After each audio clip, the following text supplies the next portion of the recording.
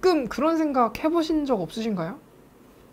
아니 왜 기름장에선 소금이 잘 안 녹을까? 학교에서 극성, 무극성, 용매, 용질 이런 것들은 들어본 것 같은데 정작 왜 그런지는 생각 안 해보게 되잖아요. 이것도 원자적 관점에서 설명이 됩니다. 원자적 관점을 설명해야 되는데 거의 물 설명하기 바쁜 것 같아요. 오늘의 주인공도 또 물이에요. 그만큼 참 이 물이라는 게 기묘하고도 신기한 물질이라 그래요. 여담이라면 사실 이 물이 참 신기한 액체라는 건 과학자들도 다 동의할 수 있는 부분이에요. 그럼 이 특이한 물이라는 존재가 왜 소금을 기가 막히게 그렇게 잘 녹이는지 그 이유에 대해서 알아보기에 앞서 소금이 무엇인지부터 알아보도록 하겠습니다. 소금은 기본적으로 소듐, 옛날에는 나트륨이라고 불렀죠. 이런 금속과 염소라는 할로젠 원소가 결합한 물질이에요. 그런데 여기서 참 재밌는 게 이 소듐만 따로 떼놓고 보면 이 금속은 매우 폭발성이 큰, 반응성이 엄청나게 큰 금속이라서 공기 중에 놓아두면 순식간에 녹슬어 버리고요. 물을 조금만 구워도 뻥 하고 터져버립니다. 그것도 불과 함께 말이죠. 그렇다면 염소는 어떨까요? 이 염소는 주로 살균제로 쓰입니다. 벌써 살균하니까 얼마나 이 염소 기체에 독성이 내재되어 있는지 실감이 오죠. 염소는 기체 상태로 존재할 때 아주 독성이 강한 기체임과 동시에 역시 반응성 또한 무지막지하게 큰 원소입니다. 소듐은 그래도 그나마 고체 상태고 물질이라서 그렇지 얘는 소듐 같은 무지막지하게 반응성이 큰 뭔가가 공기 중을 막 휘젓고 다닌다고 생각하시면 얼마나 이게 위험한지 감이 올 겁니다. 자, 그 두 개의 위험천만한 친구들이 만나면 세상에나 소금이 됩니다. 이게 뭔 반전인가요, 이게? 독립적으로 존재할 때는 세상 세 보이던 친구들이 만나고 나니까 온순해지고 심지어는 우리 몸에 필요한 미네랄이 되죠. 이렇게 될 수 있는 이유는 바로 전자라는 존재가 품고 있는 원자 내부의 화학 에너지 때문이에요. 근데 이것까지 설명하려면 이제 물리화학 영역으로 넘어가야 되는 것이기 때문에 여기서 그만하도록 하고 다시 소금 이야기로 넘어가도록 하겠습니다. 기본적으로 소듐을 이루고 있는 원자는 전자가 11개로 이루어져 있어요. 아쉽게도 소듐은 전자가 10개인 상태가 마음 편한 상태인데 하필 한 개를 더 가지고 태어나 버렸어요. 하필 이렇게 전자를 가지고 태어났어요. 이거 수소인데 그냥 전자라고 합시다. 요 한 개를 다른 애한테 넘겨주면 참 마음 편하고 좋을 텐데 하필 이 카메라 뚜껑 염소에 대해서 이야기를 좀 해보자면 이 염소는 전자를 17개 가지고 있어요. 근데 염소는 18개의 전자가 있어야 마음이 좀 편한 친구거든요. 참 협상이 잘 되겠죠. 그래서 염소가 소듐의 전자를 슉 하고 먹어치워버리면서 이 둘이 이제 오순도순 따닥따닥 붙여서 마치 그냥 NS가 만난 것만큼 전기적인 어떤 그 흡착력, 전기적인 이 인력에 의해서 다닥다닥 나트륨, 염소, 나트륨, 염소, 나트륨, 염소, 나트륨, 염소 하면서 정육면체의 모습을 유지한 채로 점점 이렇게 커지면서 붙게 되거든요. 이게 바로 우리가 알고 있는 소금 결정이에요. 우리가 알고 있는 정육면체 결정 구조를 착착 만드는 이 소금 결정은 염전 등에서 바로 생산된 천일염이나 암염 등을 보면 그 구조가 명확하게 보이는 걸 알 수 있는데 이게 이제 소금이 정육면체를 이루는 이유인 거죠. 다닥다닥 아주 차곡차곡 똑같은 거리로 붙게 되니까 정육면체는 6면에 있는 모든 면의 사각형들이 정사각형을 이루고 있는 게 정육면체잖아요. 자연스럽게 정육면체가 만들어질 수밖에 없는 거죠. 근데 보면 자석의 힘도 이렇게 가하면 툭툭 떨어지잖아요.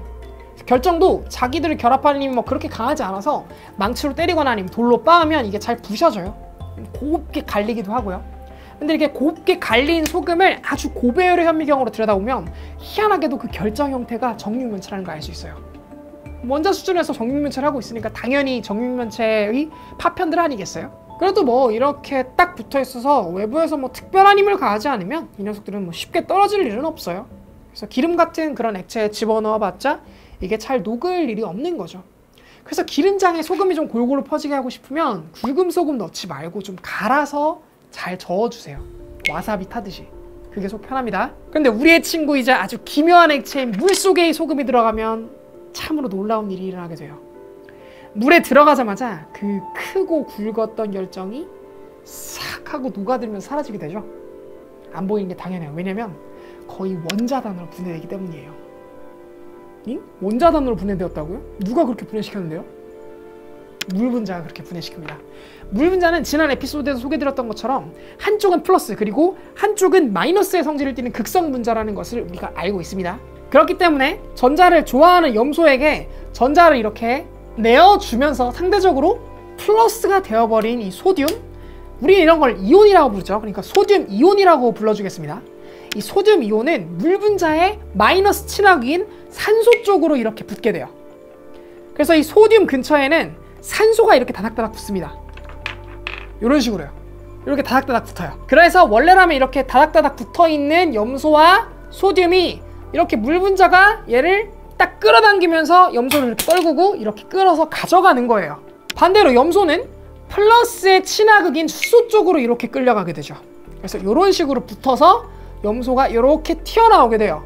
이렇게 되면서 여기 있는 소듐이나 여기 있는 염소나 이런 것들이 이렇게 물 분자들이 여기 있는 구조들을 산산조각 내면서 뿔뿔이 흩어지게 만들면서 이렇게 염화 소듐이 물에 녹아들 수 있는 것입니다. 특히나 원자단으로 녹아들 수 있는 것이죠.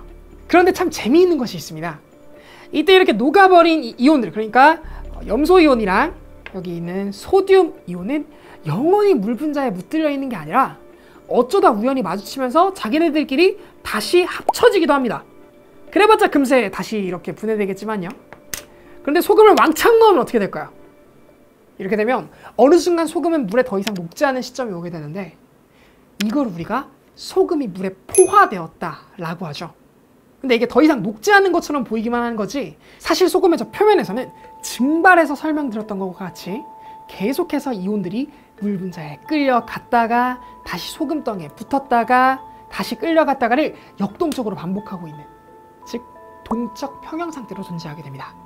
쉼없이 끊임없이 결정이 되었다가 물에 녹았다가 다시 결정이 되었다가 물에 녹았다가를 반복하고 있는 것이죠. 반대로 소금을 녹인 물이 점점 줄어들어서 이 동적 평형이 깨져서 소금이 결정화되는 게 더 빨라지게 되는 경우가 있을 수도 있겠죠.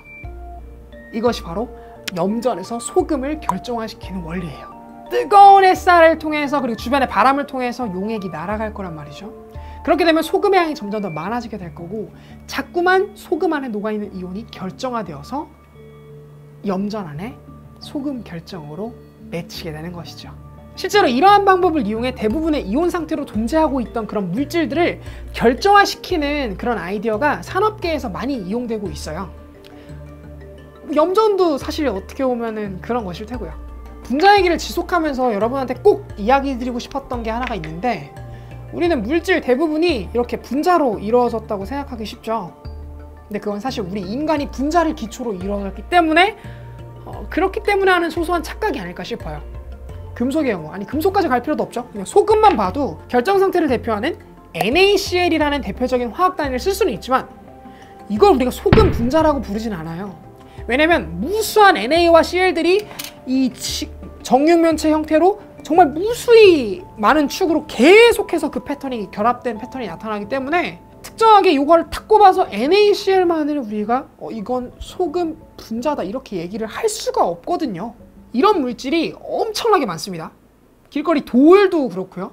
뭐 엄청나게 많아요. 금속들을 뭐 다 말할 것도 없이 다 그런 거죠. 그러니 여러분, 분자에 대한 정의를 물질의 고유한 성질을 가지는 가장 작은 단위 입자로 기억하기보다는 저 앞에 금속이 아닌 2개 이상의 것들로 구성된 을 붙인 상태로 이해하셨으면 좋겠습니다. 뭐 금속이 아니고 준금속도 있죠, 사실은. 네, 어쨌거나요.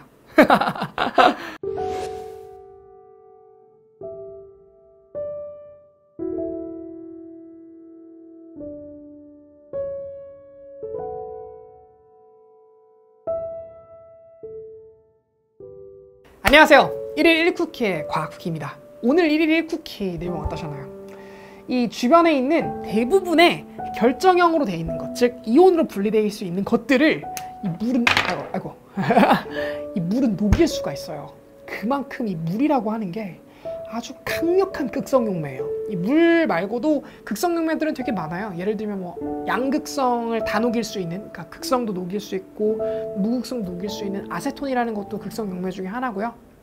그리고 또 에탄올 같은 경우도 극성 용매죠. 그런 식으로 전기적 인력이 굉장히 강력한 친구들을 우리가 극성 용매로서 쓰고 있는데, 이런 극성 용매들이 매우 특이한 용매들이에요. 그래서 주변에 자연에 있는 것들을 잘 녹이는데, 그런 의미에서 참 우리는 정말 특이한 액체와 함께하고 있는, 우리 몸에 있는 대부분의 액체들은 다 물이니까요. 그런 존재가 아닐까 싶습니다. 네. 오늘 1일 1쿠키에서 다뤄볼 질문 여기서 만나보도록 할까요?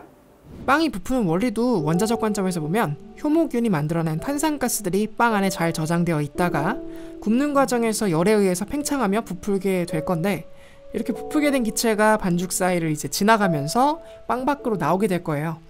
이때 만들어지는 공기가 빠져나가는 길이 그 빵 사이에 이제 그 크고 작은 구멍들의 구조인 거죠. 고기를 전자레인지에 돌릴 때 쪼그라드는 건 크게 두 가지 이유가 있을 것 같아요. 하나는 고기 안에 수분이 바깥으로 빠져나가면서 발생하는 부피의 감소가 있을 거고요. 또 하나는 고기를 이루는 단백질의 구조가 열을 받으면서 서로를 더 엉겨붙도록 바뀌게 되어서 쪼그라들게 되는 것이죠. 비유하자면 일렬로 가지런히 붙어있는 자석이 갑자기 구조가 바뀌어서 뭉티기로 우당탕 이제 붙어버리는 모습을 상상해본다면 왜 고기가 이제 쭈그러드는지 이해해볼 수 있을 거예요.